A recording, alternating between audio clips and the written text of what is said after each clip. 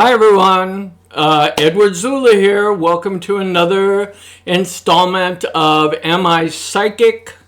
Developing Your Gift, Part 4.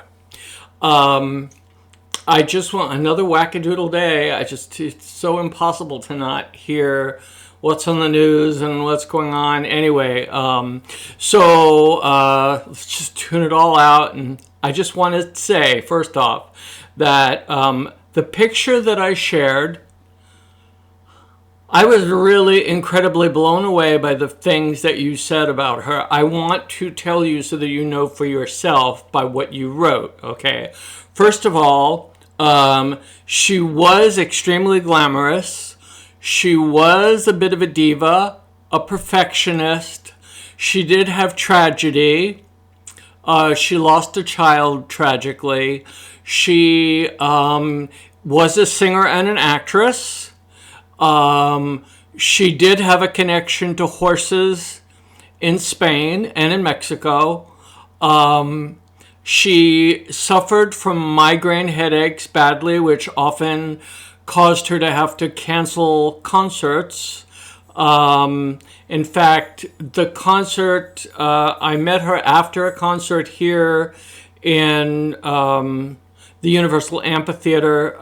There was a private thing afterwards that I attended, and then I also had the occasion to meet her in Seville, Spain, not after a concert, but just in a much more casual setting.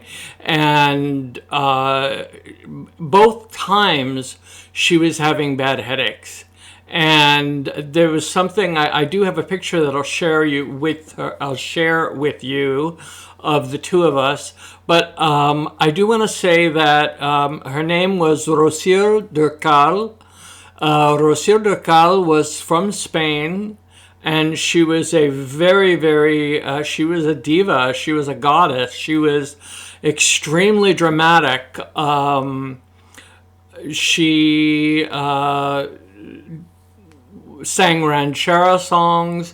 She partnered mostly in a lot of her music, and a lot of her music was written for her by a gentleman by the name of Juan Gabriel, who is also now on the other side. And I've been, thinking to myself, well, how nice it is that they're reunited on the other side, because their partnership was just one of the most amazing things musically and uplifting to watch and to be present. Even if you didn't understand the language, it was just an amazing thing to watch. So I'll share a picture of me with her, but I have to block out the other person. Unfortunately, I have to block out the other person who's in the photograph, and I'll try to get this so you can see it.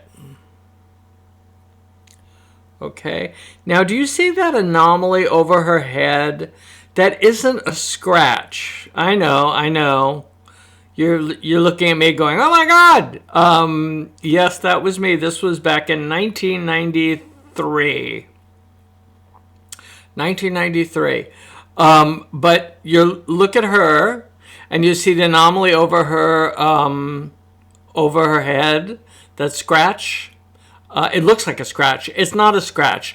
In the subsequent photos, it was positioned differently, but it was always around her head. And it's very interesting to me because I just noticed that recently, and I went to the picture that was taken right before it and right after it, and I looked at them and I went, well, that's weird that mark is, and then I realized that it might be like this little kind of like being or something that was causing her headaches, because as I found out, that was right after a concert, and she had a really terrible headache.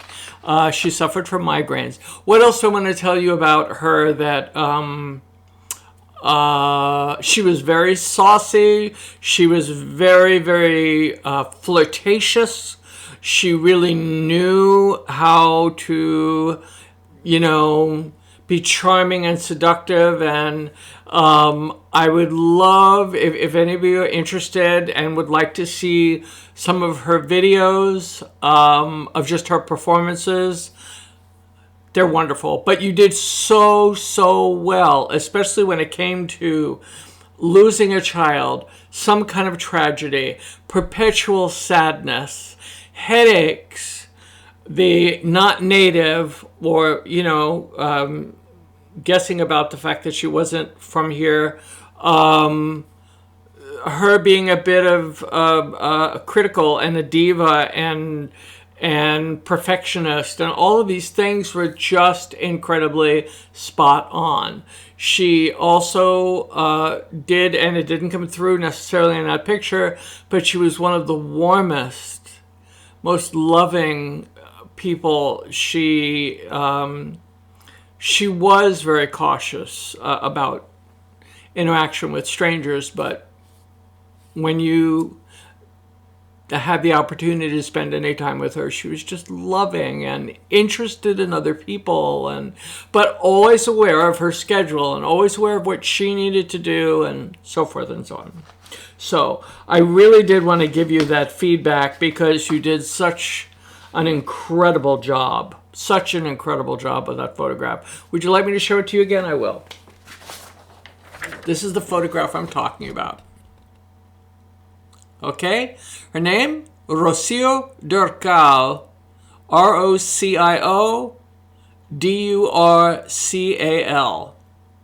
So if you want to, you can look up her music on YouTube. But the next thing is I wanted to make sure that y'all have started your journals. You now have a book.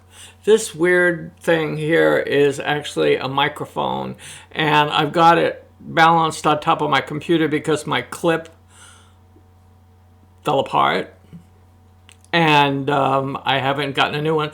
Oh, I'm very excited because I'm getting a light box, which will help illuminate my area here a little bit better, and I'm also getting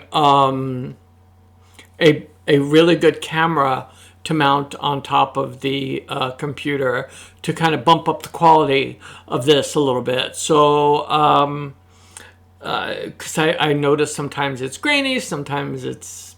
Anyway, I'm still mastering my technical difficulties about the intro and the outro. But anyway, so I want to make sure you're getting your notebooks, that you've started with some kind of notebook, even something as simple as a school marble notebook.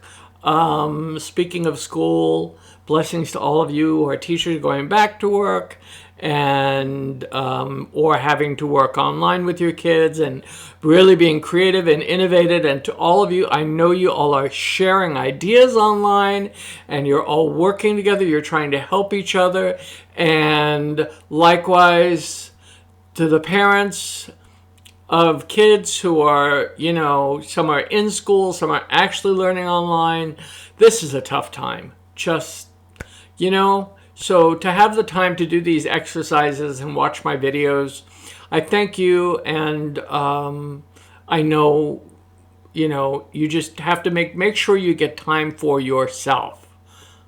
Just to take a nice hot shower, to read quietly somewhere, to listen to some music, something you'd like to do. Replenish your souls. It's so important. With us going back to school, the kids going back to school and all the craziness, it's really good for parents and teachers to take care of themselves. Okay, so I have another... I did say that I want to make sure you started your books. So make sure you have your books, your little notebooks, for writing down your impressions. If you don't have your notebook, use voice memo. If you're out somewhere and you get an impression about something, use your phone. Use voice memo on your phone. Leave yourself a message and then write it in your book later on.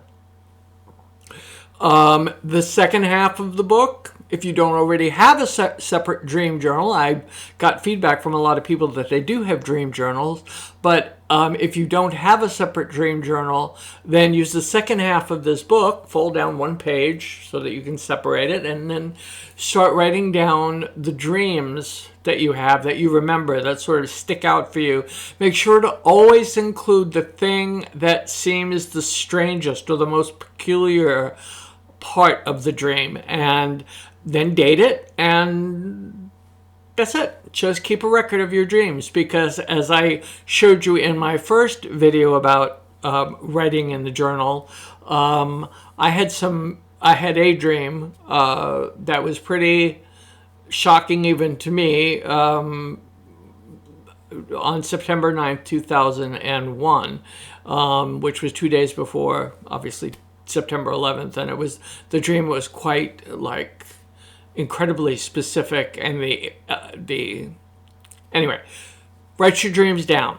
Okay, so I'm going to show you another picture today.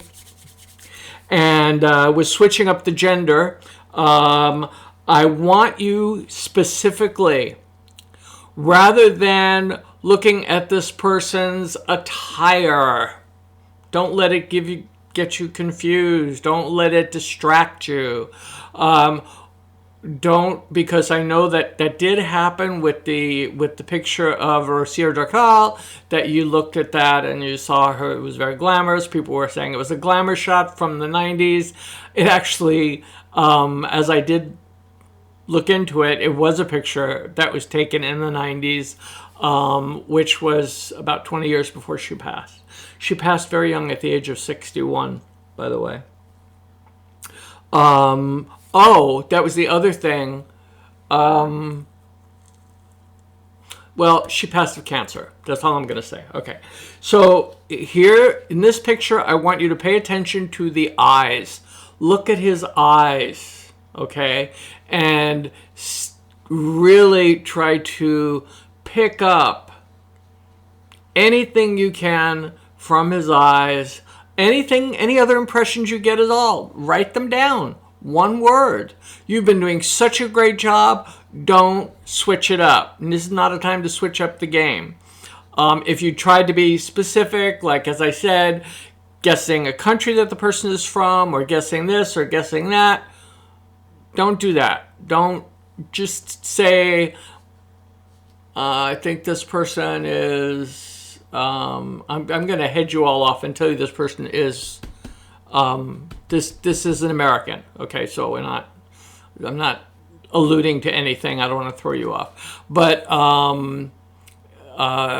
anyway, so here's the picture, and do your best. Really pay attention to the eyes, okay?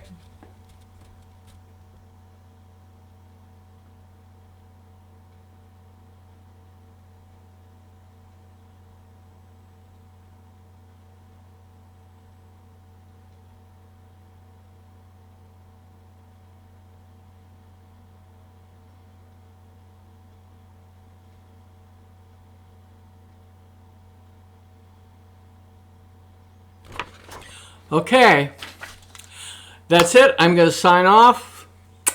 Love you all. Have a great day. And I got to go do something about this COVID face and hair. Okay, love you. Wash your hands. Keep your social distance. Wear your mask until we're told we don't have to do it anymore. And you know that's my signature sign off. So signature sign off, whatever. Love you. Have a good one. Bye.